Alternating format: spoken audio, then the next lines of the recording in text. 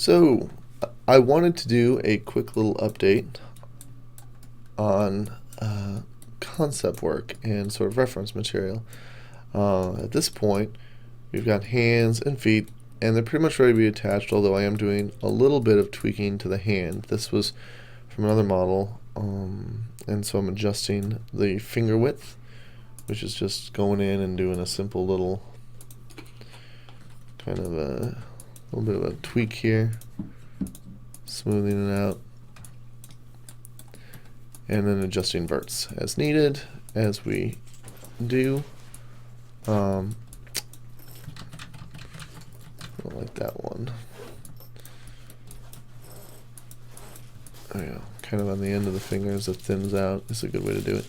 But I'm also utilizing reference. Now, I don't put my reference always in the screen because I have a dual monitor setup. So what I have is I have a growing collection of reference that I have collected, and this is not a terrible way to approach it. I mean, you don't necessarily know everything that you want right off the bat, or maybe you come across a problem that you need an image solution for, so you can kind of see what's happening.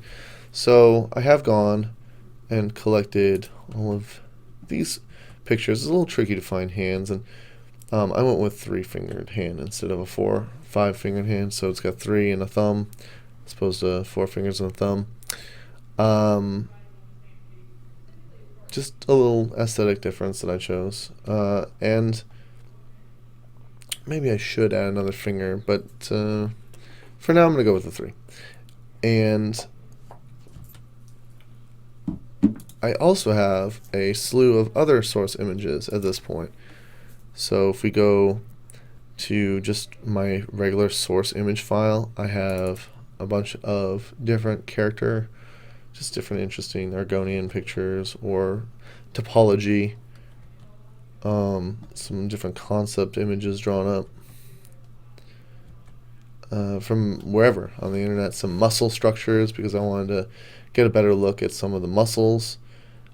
So I tend to just grab these, and I'll keep these, of course, for future referencing.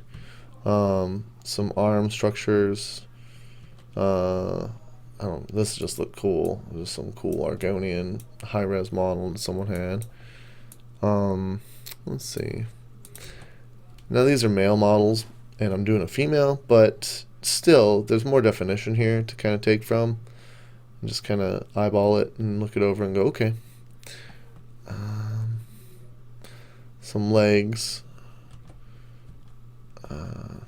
various other models.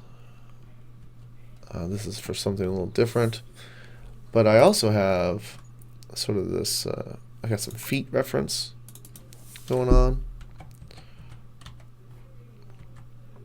and I just, instead of putting all of this into Maya and working with it, I like to just have it on hand and just source it from the next screen over, which works out pretty well.